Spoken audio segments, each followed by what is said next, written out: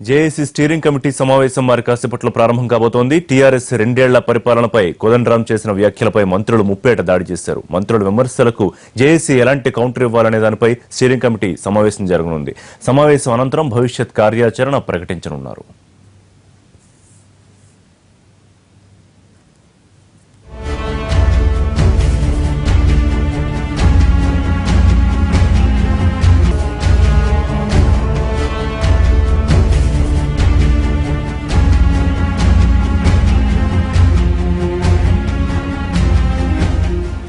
TJAC సమావేశానికి సంబంధించి మరిన్ని డీటెయిల్స్ మా కరెస్పాండెంట్ చారి అందిస్తారు. చారి, టీజేఏసీ సమావేశానికి సంబంధించి అప్డేట్స్ ఏంటి?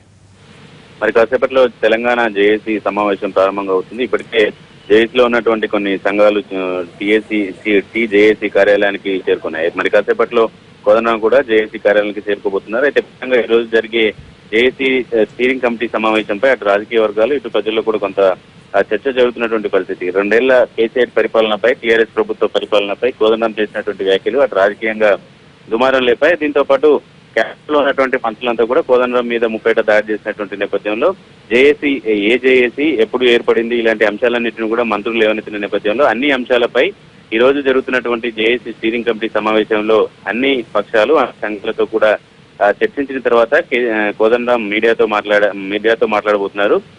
నిన్న జరిగినటువంటి తన అంతరంగికులతో సంబంధించినటువంటి మాటల సందర్భంలో కూడా టీఆర్ఎస్ ప్రభుత్వం నుంచి వచ్చినటువంటి ప్రతి ప్రశ్నకు కూడా తను సమాధానం చెప్పడానికి సిద్ధంగా ఉన్నానని చెప్పినట్టు తెలుస్తుంది. అయితే ప్రధానంగా ఈ రోజు సమావేశం తర్వాత రేపు ఆస్ట్రేలియాకి కోదండరాం బయలుదేరుతున్నారు. ఆస్ట్రేలియాలో వారం తర్వాత తిరిగి వచ్చిన తర్వాత ఈ నెలాఖరు లోపు 2000 నుంచి 3000 మందితో ఒక భారీ సమావేశాన్ని ఏర్పాటు చేసి భవిష్యత్ కార్యాచరణ కూడా ప్రకటించాలనే ఆలోచన కూడా జేఏసీలో ఉన్నటువంటి కొన్ని సంఘాలు సూచించినటువంటి పరిస్థితి కనపడుతుంది. అయితే ఈ నెలాఖరు వరకు ఎప్పుడు సమావేశాన్ని ఎక్కడ నిర్వహిస్తారు అనే అంశం మీద కూడా ఈ రోజు సమావేశంలో చర్చించి తన భవిష్యత్ కార్యాచరణ కూడా చెప్పబోతున్నారు. తెలంగాణ ప్రభుత్వంకి ఎలాంటి సలహాలు ఇవ్వాలి, జేఏసీ కార్యాచరణ ఎలా ఉండాలి, జేఏసీ ఎలాంటి వ్యూహాన్ని అనుసరించాలనే అంశాలన్నిటి మీద కూడా ఈ రోజు వచ్చే సమావేశానికి వచ్చేటువంటి అందరి అభిప్రాయాన్ని తీసుకున్న తర్వాత ఒక కార్యాచరణ ప్రకటించాలనేది జేఏసీ ప్రధాన ఎజెండా ఈ రోజు. అయితే ఈ నెలాఖరు వరకు ఉంటుందా, లేదంటే వచ్చే నెలలో మొదటి వారంలో సమావేశాన్ని నిర్వహిస్తారనేది కూడా ఈ సమావేశం తర్వాత క్లారిటీ వస్తుంది.